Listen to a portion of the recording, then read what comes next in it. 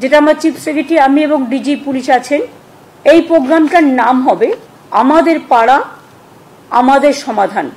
সারা দেশে এইরকম উদ্যোগ এই প্রথম। দুয়ারে সরকারের পরে এবার আমাদের পাড়া আমাদের সমাধান। সরকারি পরিষেবা এবার আরও তৃণমূল স্তরে। 26-এর আগে নয়া প্রকল্প ঘোষণা করেছেন মুখ্যমন্ত্রী। সরকারি পরিষেবা আরও তৃণমূল ও প্রান্তিক স্তরে পৌঁছে দিতে নতুন প্রকল্প চালু হচ্ছে, তার নাম আমাদের পাড়া আমাদের সমাধান। রাজ্য সরকারের এই নতুন কর্মসূচি শুরু 2রা আগস্ট। স্থানীয় স্তরে নাগরিক সমস্যার সরাসরি সমাধান করতে এবার বুথ স্তর পর্যন্ত পৌঁছে যাবে প্রশাসন। গত সপ্তাহেই নবান্নে মুখ্যমন্ত্রী মমতা বন্দ্যোপাধ্যায় এবং মুখ্য সচিব মনোজ পন্ত রাজ্যের সমস্ত জেলা শাসকদের সঙ্গে বৈঠক করে এই কর্মসূচি বাস্তবায়নের রূপরেখা চূড়ান্ত করেন। মুখ্যমন্ত্রীর কথায় মানুষ যেন সরকারি দফতরে না ছুটে বরং পরিষেবা পাড়াতেই পৌঁছে যায়, সেটাই রাজ্য সরকারের লক্ষ্য। আমাদের পাড়া আমাদের সমাধান। সরকারি প্রকল্পে অনেক মানুষ অংশ নিয়েছেন, এবার মানুষের প্রকল্পে আমাদের সরকার পথে নামছেন।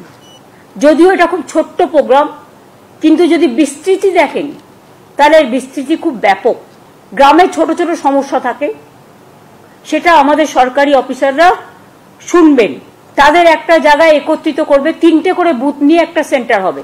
এবার 3টে বুথ নিয়ে আমাদের 80,000 বুথ আছে, এটা করতে 2 মাস সময় লাগবে এবং একদিন করে প্রত্যেকটা বুথে তারা সারাদিন থাকবে, সমস্যা জানাতে পারে।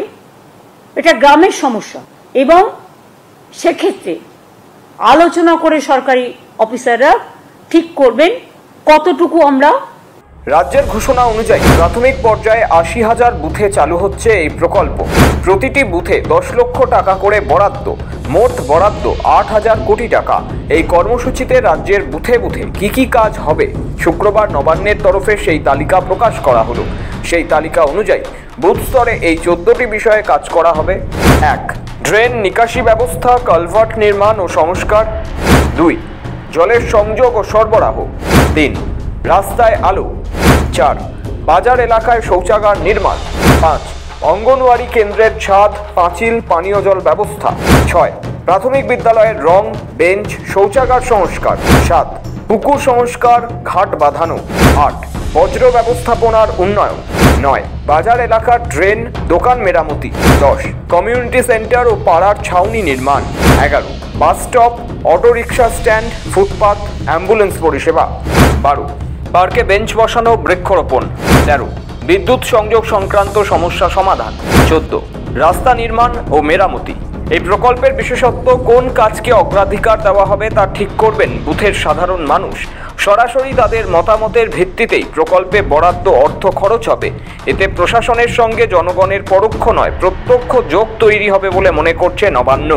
এই প্রকল্পের মাধ্যমে রাজ্য সরকার প্রশাসনকে আরও বেশি স্বচ্ছ, গণমুখী ও প্রতিক্রিয়াশীল করে তুলতে চায়।